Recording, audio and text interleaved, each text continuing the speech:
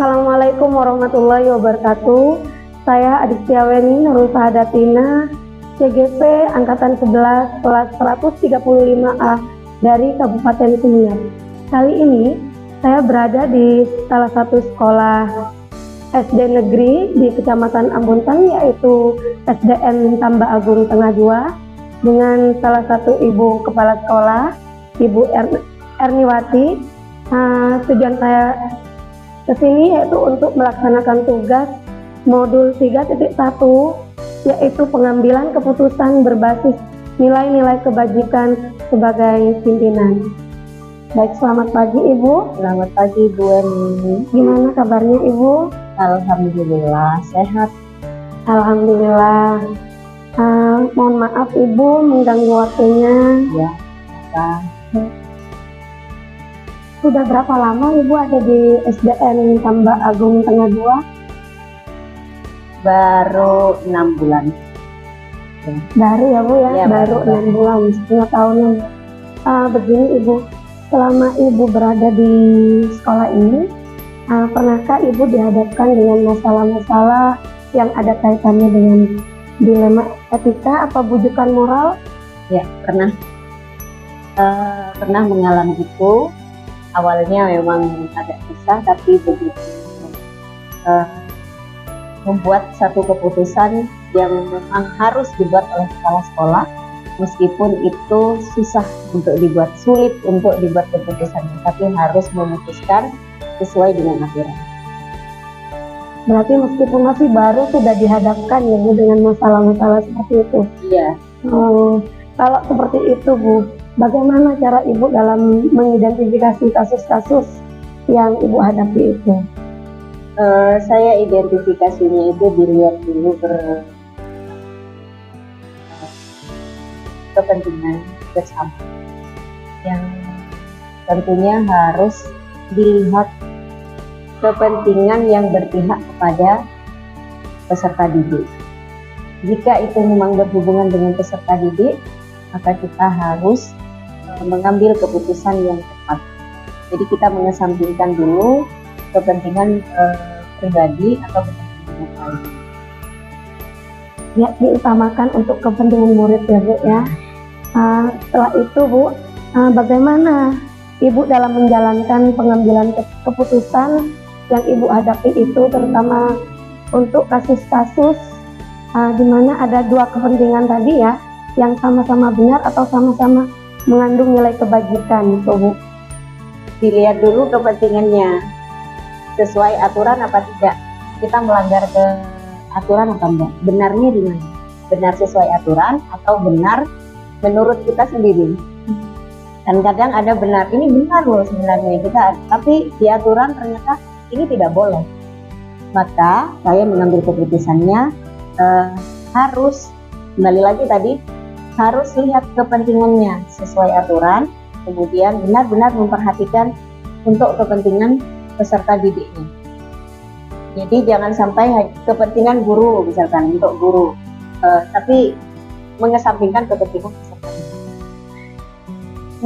Jadi harus tetap memikirkan peraturan yang ada, tidak untuk apa ya, jangan sampai apa yang menjadi keputusan pribadi mengalahkan aturan yang ada. Itu ya Bu. Oke. Berikutnya Bu, langkah-langkah atau prosedur seperti apa yang biasa Ibu lakukan? Yang pertama diidentifikasi dulu kasusnya seberapa penting, dilihat mana yang harus diselesaikan terlebih dahulu. Baru setelah itu langkahnya, jika kita bisa menyelesaikan masalah tersebut, maka kita selesaikan sekarang. Jika masih perlu pemikiran, kita harus rapat misalkan, ya kita bisa menundanya besok, tapi tidak terlalu lama juga. Jadi harus cepat diselesaikan setiap masalah yang kita hadapi. Jangan sampai berlarut-larut kemudian akan menimbulkan masalah yang baru. Jadi harus cepat bertindak seperti itu ya Bu ya. Terus hal-hal apa saja yang selama ini efektif menurut Ibu dalam pengambilan keputusan dari kasus-kasus yang Ibu hadapi itu? Yaitu tadi, kolaborasi dengan teman, didiskusikan. Ketika kita tidak perlu bekerja meminta pendapat dari teman, kita bisa memutuskan sendiri, asalkan itu benar-benar urgent. Urgent harus diputuskan sekarang juga, jadi diputuskan.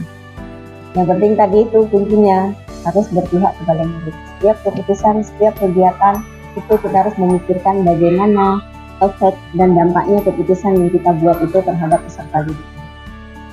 Oke, baik Bu. Selanjutnya Bu, hal-hal apa saja yang selama ini merupakan tantangan? Adakah tantangan dari pengambilan keputusan tadi?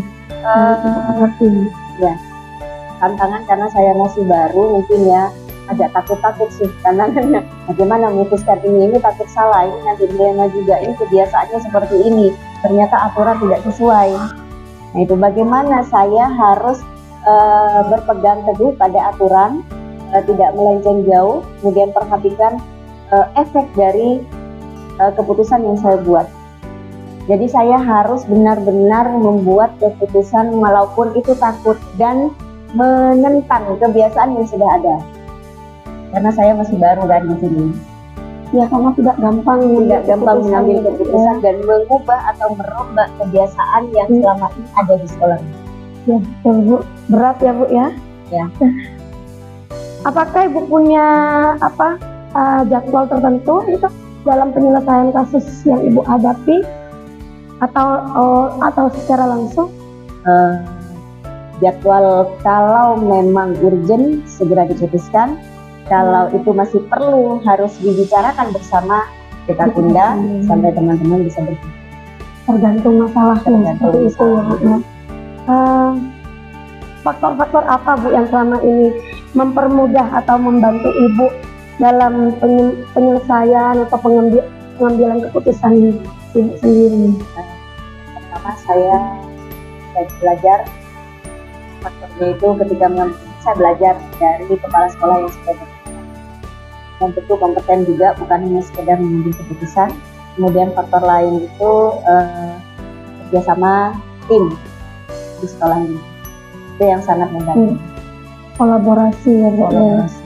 Terakhir Ibu, apa hal yang pelajaran apa yang Ibu dapat ambil dari pengalaman yang sudah Ibu lakukan selama ini dalam mengambil keputusan dari sebuah masalah itu? Putuskan segera setiap kasus yang kita hadapi, kemudian sesuaikan dengan aturan, jangan sampai kita terbujuk dengan rayuan atau kebiasaan-kebiasaan yang menyalahi aturan, dan itu tidak. Luar biasa Ibu, terima kasih banyak. Sama-sama Bu. Terima kasih banyak, semoga Ibu sukses. Amin. Ketika ada masalah mudah-mudahan semuanya diselesaikan dengan baik. Sukses Ibu untuk kedepannya. Terima kasih. Assalamualaikum warahmatullahi wabarakatuh.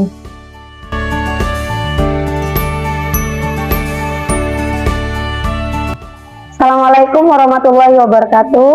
Saya Adistiaweni Nurul Sahadatina, calon guru penggerak angkatan 11 dari SMPN 1 Ambunten, Kabupaten Sumeneb. Kali ini saya akan mewawancarai Bapak Kepala Sekolah saya, Bapak Ibnu Hajar SPD, terkait dengan pengambilan keputusan. Baik Bapak, Assalamualaikum Bapak. Waalaikumsalam. Mohon maaf Bapak mengganggu waktu. Iya, enggak apa-apa. Bapak di sini sudah lama ya Pak ya? Iya, sudah berapa? 7 tahun ya? 7 tahun ya Pak? Sejak tahun 17. Ya. 2017. Ya, okay.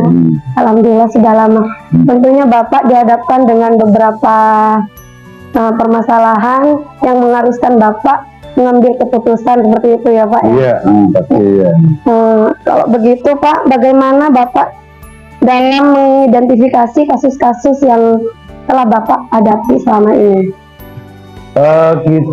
Pengalaman saya itu ketika dalam menghadapi kasus dan saya harus buat mengambil keputusan terhadap persoalan masalah yang saya hadapi itu, saya lihat dulu persoalannya itu. Apakah persoalannya itu mengandung kebaikan atau kekurangan atau keburukan. Jadi dilihat itu saja gitu. Jadi dasarnya ini persoalan-persoalan ini yang saya hadapi ini, ya saya paling tidak seperti ini. Saya dihadapkan kepada beberapa persoalan yang bagus semua, tapi saya harus memilih, atau saya dihadapkan kepada bermacam persoalan, artinya yang ada yang bagus, ada yang tidak bagus gitu. Dan saya harus memilih gitu. Jadi identifikasinya seperti itu gitu. Jadi dilihat dulu persoalannya Iya, ya Pak betul, ya. ya. Kalau begitu, terus selanjutnya Pak, bagaimana Bapak menjalankan pengambilan keputusan di sekolah ini Pak? Terutama untuk kasus-kasus di mana seperti yang Bapak tadi paparkan ya Pak, ada dua kepentingan yang sama-sama benar atau sama-sama mengandung nilai kebajikan. Nah, itu saya mengambilnya itu saya melihat dampaknya, gitu ya. Jadi ketika saya dihadapkan, pengalaman saya itu ketika saya berhadapan dengan dua persoalan yang itu sama-sama penting dan itu sama-sama benar itu, maka yang saya jadikan itu adalah dampaknya. Mana dampaknya yang besar, gitu, pengaruhnya yang besar, kemudian itu yang saya jadikan keputusan, gitu. Walaupun dua-duanya itu sebenarnya sama-sama bagus, gitu, tapi kan tetap kita harus memilih, maka dipilihlah yang mempunyai dampak yang besar. Gitu. Jadi dampak yang Bapak lihat ya Pak, dampak Iya, ke depannya. dampaknya yang dilihat gitu. Nah selanjutnya Pak, langkah-langkah apa atau prosedur seperti apa yang biasa Bapak lakukan untuk mengatasi masalah-masalah yang Bapak hadapi? Nah, prosedurnya itu, pengalaman saya itu biasanya selalu melakukan kolaborasi, kerjasama dengan beberapa pihak. Itu prosedur yang saya lakukan seperti itu. Tentu saja diawali itu pertama adalah melakukan analisa, gitu ya. Analisa terhadap persoalan itu dampaknya seperti apa, lalu kita kolaborasi dengan beberapa pihak yang terkait itu. Nah, dengan dasar dengan langkah dengan prosedur itulah kemudian di akhirnya kita baru mengambil keputusan. Ya Pak, jadi penting sekali ya Pak melakukan kerjasama. Iya, kerjasama kolaborasi itu sangat penting. Pihak yang ada di sekolah terutama. Iya, ya, Pak, ya. betul. Terus hal-hal apa saja Pak yang selama ini Bapak anggap efektif dalam pengambilan keputusan dalam kasus-kasus yang Bapak hadapi selama ini Pak? Yang efektif itu paling tidak itu dua. Menurut saya itu dua yang sangat efektif. Yang pertama itu tadi kerjasama dan kolaborasi gitu ya. Yang kedua itu adalah data.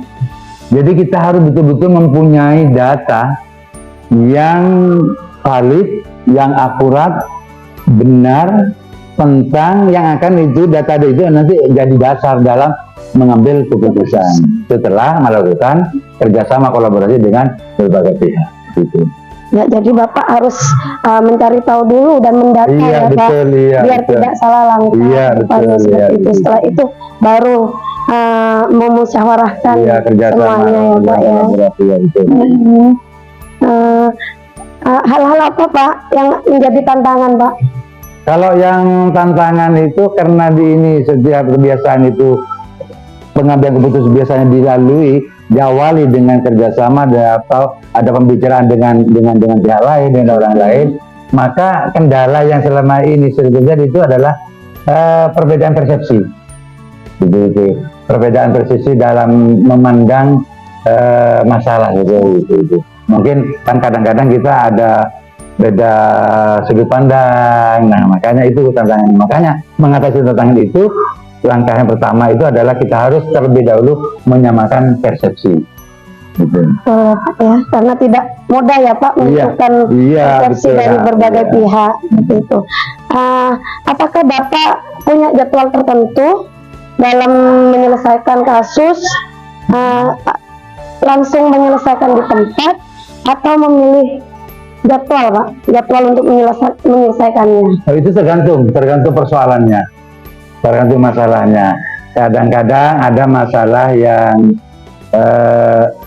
levelnya itu tidak terlalu ini ya, tidak terlalu